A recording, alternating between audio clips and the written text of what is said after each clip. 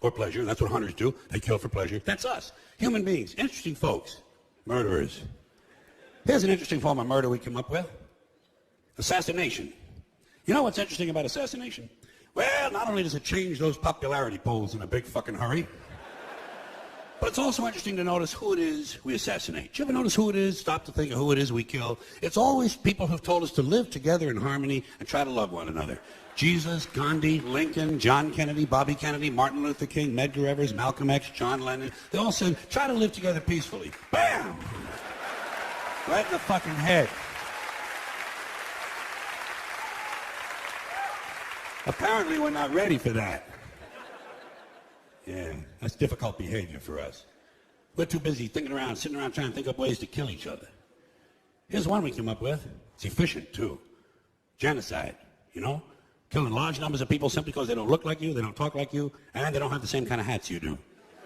You ever notice that anytime you see two groups of people who really hate each other, chances are good they're wearing different kind of hats. Keep an eye on that, it might be important. But anytime there's genocide, there are always mass graves. Right? Every time we kill some dictator and go marching to his country, we always find mass graves. Thousands of dead bodies of people the dictator killed. And everybody over here gets horrified. Whoa, mass graves, whoa. Well, shit, what's a guy supposed to do with a couple thousand people he just killed? Dig separate holes? Fuck that shit. It's labor intensive. Get real. The whole idea of killing a large number of people at one time in one place is convenience. Efficiency. Throw them in the fucking hole. Look at it this way. At least the dictator had the decency to throw a little dirt on them.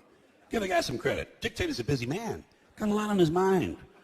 Like trying to figure out who's planning to kill him. So he can pick them up, put them in prison, and torture them.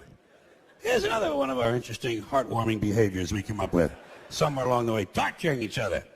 You want to hear a really cool torture that the Romans invented? They also used it as a form of capital punishment. It's really creative. They would take the guy in question, stuff him in a burlap sack, seal the sack up real tight, and throw it in the river. But, and here's the creative part, inside the sack with the guy, they would put a dog, a monkey, and a snake. Okay?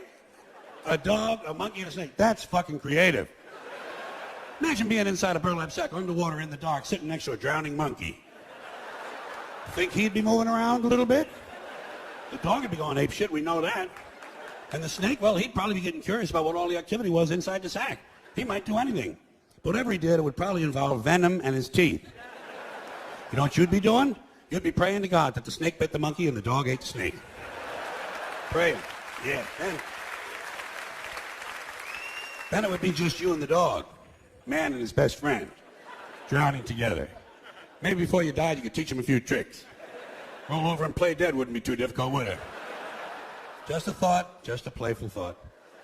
By the way, I assume you're noticing that all these activities I'm mentioning, murder, torture, genocide, these are all things human beings do, not animals, those creatures we feel superior to. This is us. Here's another one of our spiritually uplifting activities. We don't do this one much anymore, but it used to be really big. Human sacrifice. I missed that. The Aztecs loved human sacrifice, and they were good at it. Well, they got a lot of practice. For instance, right around the year 1500, the Aztecs sacrificed 80,000 people in one ceremony. Okay? 80,000 people, one ceremony. You know what the occasion was? They were opening a new temple. Nothing like religion for a little entertainment, huh? Especially that old-time religion. Now how the Aztecs went about their sacrificing? Here's how they did it. They would do it right out in public, right in front of everybody, big town, beautiful city square, 20, 30,000 people looking on. They would take the guy, lay him on an altar, cut his chest open, pull his heart out, and hold it up in the air while it was still beating. Got that? Cut his chest open, pull his heart out, and hold it up in the air while it was still beating. You know what you call that? Theater. That is fucking theater. And although the procedure may have been a little too crude to be considered the first bypass surgery, it could easily be seen as an early form of organ donor program. The Aztecs, human beings, just like us. Not too long ago, 500 years, Columbus had already landed. This is just south of here, Mexico. And by the way, those hearts didn't go to waste, did not go to waste. Because right after the ceremonies, the royal family, naturally, would enjoy another one of our amusing activities, cannibalism. Imagine that, chowing down on another human being. You got to be all out of beef jerky, man. You got to be really fucking hungry. But it happens, doesn't it? Still happens to this day. Bunch of people stranded in the wilderness, run out of Pop-Tarts, got to eat something. Might as well be Steve. And how do you decide who to eat first? How do you decide who's first on the barbecue rack? Do you pick on the little guy because he's skinny and he can't fight back? Or do you all gang up on the bodybuilder because he got a lot of steaks and chops on him? These are things human beings have to consider. One more of these charming diversions of ours. Necrophilia. Huh? Now there's a hobby for you. Fucking a corpse. Takes a special kind of guy, don't you think? But it happens. More than you might think. It happens among humans. Animals don't do that. Animals don't fuck their dead. A rat will do a lot of gross things, but he will not fuck a dead rat. It wouldn't even occur to him.